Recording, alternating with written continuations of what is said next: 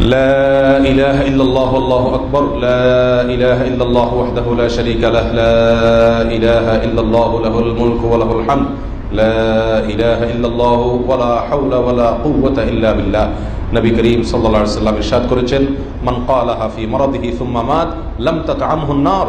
এই চারটি বাক্য যদি কেউ অসুস্থ অবস্থায় বলে আর সে অসুস্থতাই যদি তার মৃত্যু এসে যায় তো আল্লাহ সুবহানাহু ওয়া তাআলা ওই ব্যক্তিকে জাহান্নাম থেকে রক্ষা নসিব করবেন, নাজাত নসিব করবেন, ওই ব্যক্তিকে জাহান্নাম আর স্পর্শ করবে না, ভোগ করতে পারবে না।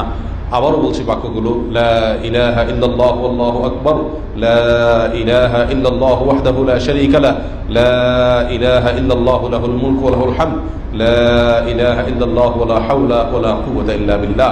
এই চারটি বাক্য যে কোনো অসুস্থ অবস্থায় পড়তে হবে, তাহলে জাহান্নাম আর কখনো ওই ব্যক্তিকে ওই অসুস্থতায় মৃত্যুবরণ করলে স্পর্শ করতে পারবে না।